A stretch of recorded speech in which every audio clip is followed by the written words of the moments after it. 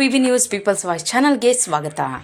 ಚಿಕ್ಕಬಳ್ಳಾಪುರ ಜಿಲ್ಲೆಯ ಬಾಗೇಪಲ್ಲಿ ತಾಲೂಕಿನ ಗುಮ್ಮನಾಯಕನಪಾಳ್ಯ ಬಾಗೇಪಲ್ಲಿ ನಗರದಿಂದ ಸರಿಸುಮಾರು 30 ಕಿಲೋಮೀಟರ್ ದೂರ ಕ್ರಮಿಸಿದರೆ ಗುಮ್ಮನಾಯಕನಪಾಳ್ಯದ ಕೋಟೆ ಸಿಗುತ್ತೆ.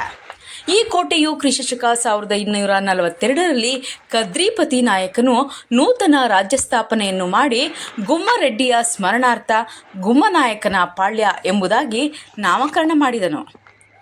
ಈ ವಂಶದವರು ಸ್ವತಂತ್ರವಾಗಿ ಗುಮ್ಮನಾಯಕನ ಕೋಟೆಯನ್ನು ಆಳ್ವಿಕೆ ಮಾಡುತ್ತಾ ಕಾಲಕ್ರಮೇಣ ಮೈಸೂರು, ವಿಜಯನಗರದ ಆಳ್ವಿಕೆಯಲ್ಲಿ ವಿಜಯನಗರದ ಸಾಮಂತರಾಗಿ ಮತ್ತೆ ಹೈದರ್ ಮತ್ತು ಟಿಪ್ಪುವಿನಿಂದ ತೊಂದರೆ ಅನುಭವಿಸಿ ತದನಂತರ ಬ್ರಿಟಿಷರ ಕಾಲದಲ್ಲಿ ಬ್ರಿಟಿಷರ ಸಾಮಂತರಾಗಿ ಆಳ್ವಿಕೆ ಮಾಡಿಕೊಂಡು ಬಂದಿರುತ್ತಾರೆ. ಆದರೆ ಕಾಲಕ್ರಮೇಣ ಗುಮ್ಮನಾಯಕನಪಾಳ್ಯ ಕೋಟೆಯು ದಾಳಿಗಳಿಂದ ತನ್ನ ಅಸ್ತಿತ್ವ ಕಡಿಮೆಯಾಗುತ್ತಾ ಬಂದಿದೆ. ಆದರೆ ಈ ವಂಶದವರಿಗೆ ಪಾಳೆಗಾರ್ಸ್ ಫ್ಯಾಮಿಲಿ ಎಂದು ಬಿರುದು ಕೂಡ ಇದೆ.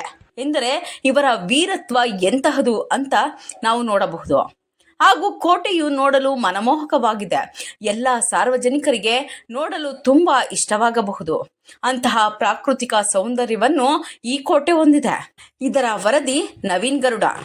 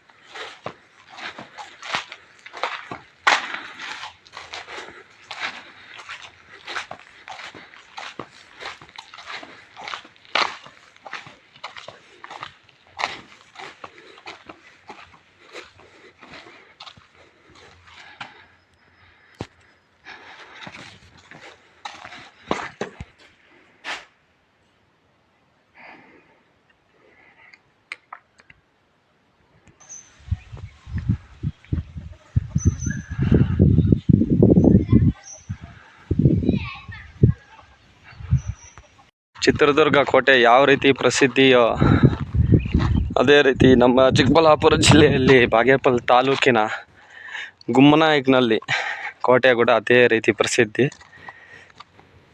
ಚಿತ್ರದುರ್ಗ 7 ಸುತ್ತಿನ ಕೋಟೆ ಆದರೆ ಇಲ್ಲಿ ಗುಮ್ಮನಾಯಕನಲ್ಲಿ ಕೋಟೆ 3 ಸುತ್ತಿನ ಕೋಟೆ.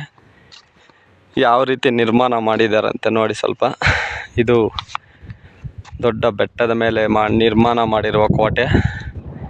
ಇಲ್ಲಿರುವ ಬಂಡೆಯನ್ನೇ ಕಲ್ಲಾಗಿ ಉಪಯೋಗಿಸಿ ಕೋಟೆ ನಿರ್ಮಾಣ ಮಾಡಿದ್ದಾರೆ. ಫಸ್ಟ್ ಹತ್ತುವಾಗ ಕನ್ಫ್ಯೂಸ್ ಆಯಿತು, ಬೇರೆ ರೂಟ್ಗೆ ಹೋಗ್ಬಿಟ್ಟಿದೆ.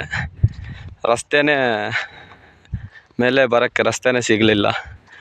ಆ ರೀತಿ ರಹಸ್ಯವಾಗಿ ರಸ್ತೆ ಮೇಲೆ ಬರೋಕ್ಕೂ ಕೂಡ ರಸ್ತೆನೇ ಇಲ್ಲ. ಆ ರೀತಿ ನಿರ್ಮಾಣ ಮಾಡಿದ್ದಾರೆ.